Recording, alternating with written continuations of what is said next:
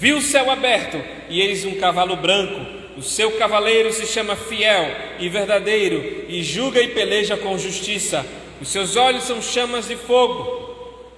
Na sua cabeça há muitos diademas. Tem um nome escrito que ninguém conhece, senão ele mesmo. Está vestido com um manto tinto de sangue, e o seu nome se chama o Verbo de Deus. E seguiam-no os exércitos que há no céu, montando cavalos brancos, com vestiduras de linho finíssimo, branco e puro. Sai da sua boca uma espada afiada, para com ela ferir as nações, e ele mesmo as regerá com um cetro de ferro.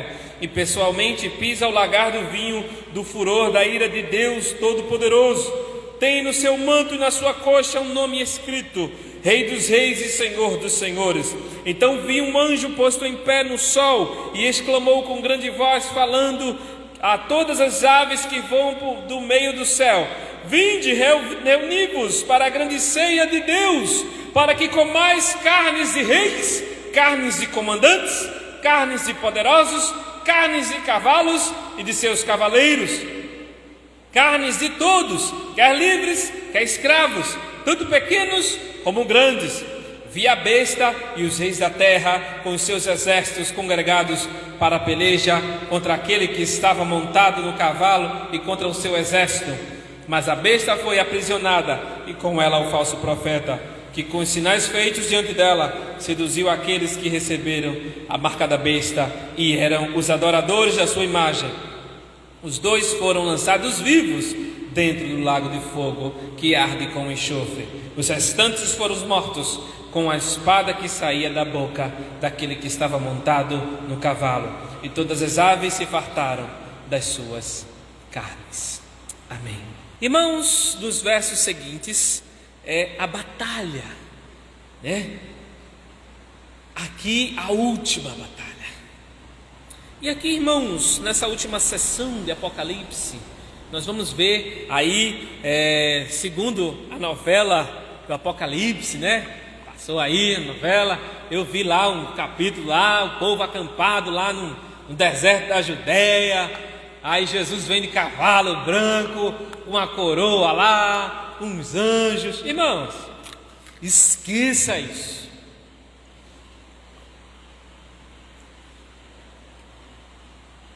Não é literal. Tenho absoluta certeza que isso não é literal. Tá, irmãos? É um símbolo da volta de Jesus. Por que ele usa cavalos aqui? Cavalo branco, né? A cultura dos romanos era usado, o cavalo branco era usado por conquistadores, por heróis romanos. Em seus cortejos, quando eles entravam na via principal de Roma, as pessoas celebrando lá e tal, eles vinham triunfantes, né? Vinha na frente os comandantes, em geral, os heróis. Então era usado o cavalo branco em cortejos triunfais, em reconhecimento público de seu poder e êxito e vitória na guerra. Então a linguagem aqui é de guerra. Guerra contra a meretriz, guerra contra a besta, guerra contra o falso profeta, guerra contra o inimigo, contra Satanás, tá bom? Então isso aqui está demonstrando esse cavaleiro sentado sobre ele está vitorioso. Isso é uma figura da volta de Jesus. Vai ser uma volta gloriosa, triunfante. Você não vai ver cavalo, Jesus montado em cavalo lá, não.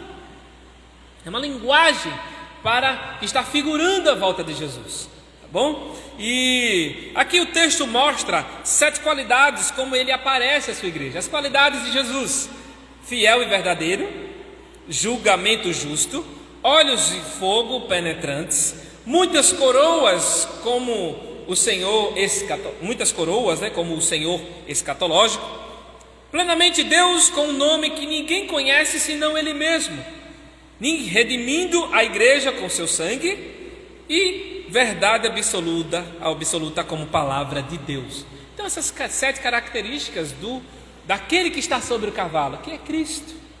Lembra lá que do capítulo 1, Jesus lá, como aparece, cabelos brancos, olhos como a gente chama de fogo, vestes resplandecentes e tal, pés como reluzentes. Então, irmãos, é difícil saber como é que vai ser, como é que será Jesus, como é que a gente vai ver Jesus. Porque na Bíblia, o Jesus glorificado, a gente não sabe verdadeiramente como ele é, porque ele se aparece de maneira diferente, tá? Então essas características apontam para o caráter dele, de quem ele é, tá? Mas quando a gente chegar lá, a gente vai esquecer tudo assim e ficar maravilhado com ele. Não vamos esquecer, não vai dar amnésia não, mas a gente ficar tão maravilhado que não vai, nada nessa terra que aconteceu não vai ser afetado em nós. Vamos ser plenamente curados, né? O choro, né? As lágrimas serão aí removidas, né? E assim, irmãos, vamos estar maravilhados com o Senhor, né? De fato, de quem Ele é. Ele tem um nome que ninguém sabe.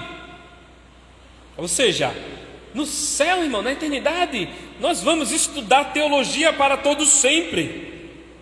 Estudar, ou seja, aprender mais e mais do Senhor. A gente não conhece Ele e nunca vai conhecer plenamente. A gente conhece um pouquinho, porque Ele se revelou. Aqui a Bíblia. Isso é só um pouquinho, viu? Tem tanta coisa que a gente não sabe ainda do Senhor. Um nome. Ele usa vários nomes aqui na terra. Elohim, Yeshua, por aí vai. O Santo, o Justo, Messias, Cristo, Jesus, Salvador. Tem tanto nome, né? A gente vai conhecer mais do Senhor na eternidade. Ele tem um nome misterioso, tá? E Ele é a palavra de Deus. Olha que maravilha! Jesus é a palavra de Deus. Nos versos 15 em diante, irmãos, o verso 15 são 4 ações como ele aparece ao mundo, tá? A espada de juízo, por exemplo, confirma lá em 2 Tessalonicenses 2,8: o Senhor matará o ímpio, quer dizer, o homem da iniquidade, ou o anticristo, com o sopro de sua boca. Também, o segundo, ele aparece como pastoreando as nações com cetro de ferro. Também ele vai pisar o lagar da ira de Deus, demonstrando sua realeza em senhorio, ou seja, Rei dos Reis, Senhor dos Senhores. Tem alguns que pegam esse texto aqui e diz que Jesus tem uma tatuagem. Eu acho tão engraçado, né, que pega o texto bíblico e massacra o texto bíblico. É uma figura, irmãos. O soldado, ele colocava a bainha e a espada aqui, e em vez de uma espada aqui vitoriosa, está no manto, na altura da coxa, porque a Bíblia diz no seu manto e na sua coxa. Então Jesus, ele não está vendo Jesus lá, a coxa de Jesus, não está vendo o manto, tá? Simbolizando sua realeza. E nesse manto escrito, talvez em hebraico ou em grego, não sei, Rei dos Reis, Senhor dos Senhores. Ou seja, o cavaleiro é vitorioso. Ele está sobre todos os reis e sobre todos os senhores, sobre todos os políticos e sobre todos os ricos.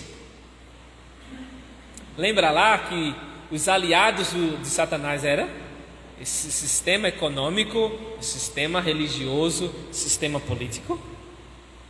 Reis e senhores estão nesses sistemas, querendo dominar tudo, mandar em tudo e todo mundo.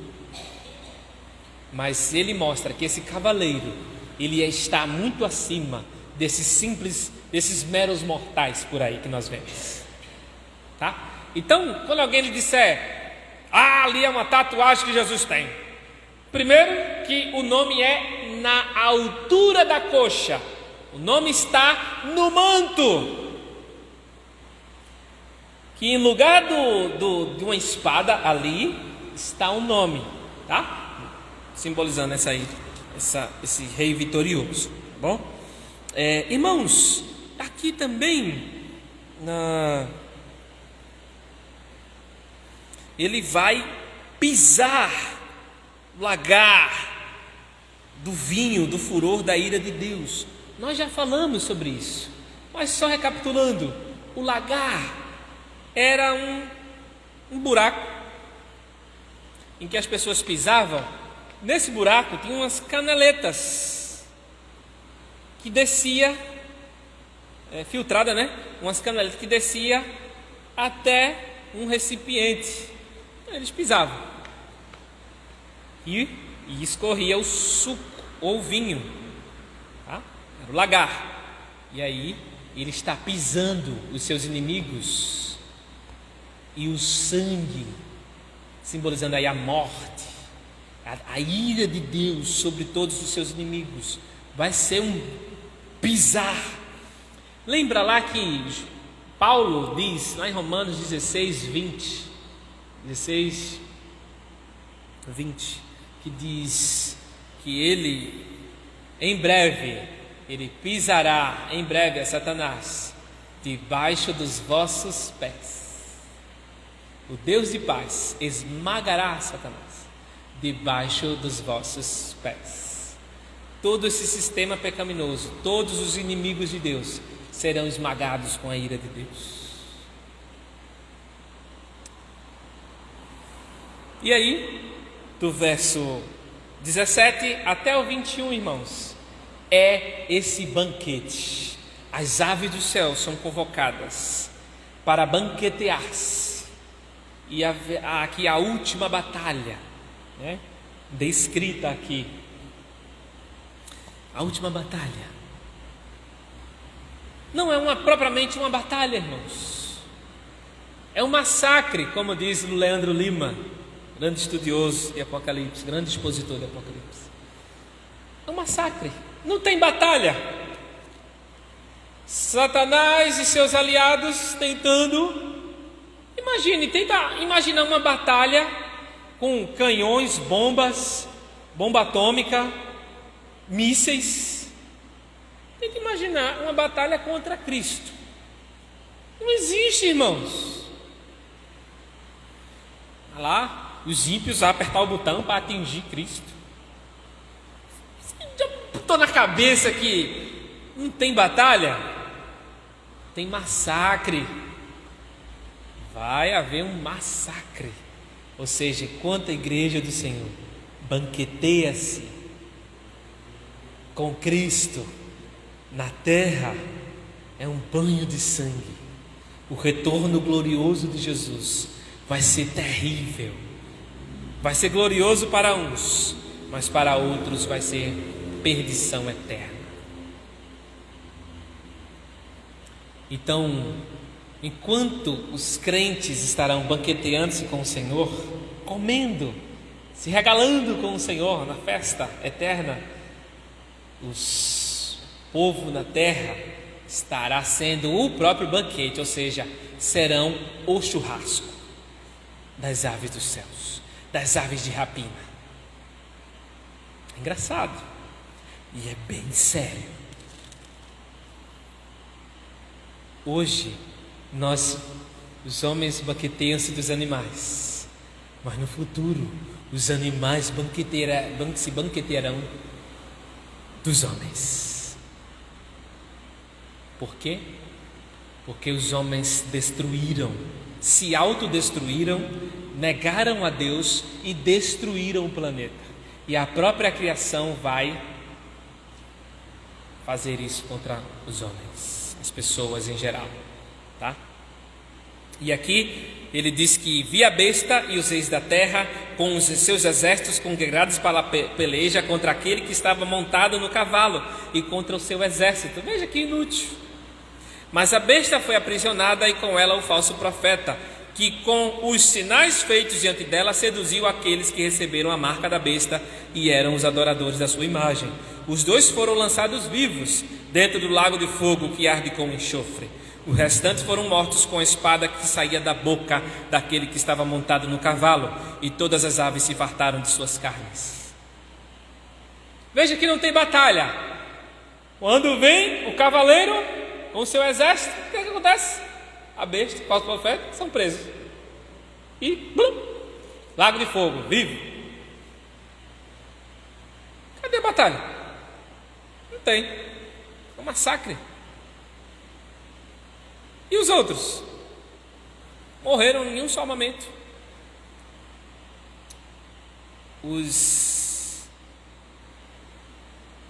Aqui espada que saía da boca. Imagine saindo uma espada da boca de Jesus. Irmãos, tanto aqui daqui do 11 ao 15, no verso 15, saía da boca uma espada afiada de Jesus. E ali, pela espada da sua boca, foram aniquilados, foram derrotados, foram destruídos, foram mortos. A espada é a palavra de Deus se cumprindo.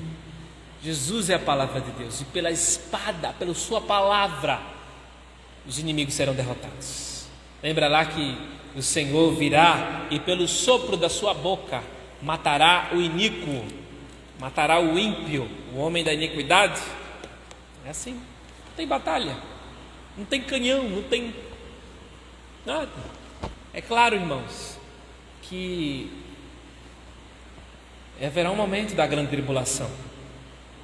Haverá esse momento em que se levanta o anticristo e a grande tribulação começa, que é uma provação com relação aos crentes, uma purificação dos crentes que estarão aqui ainda, tá bom?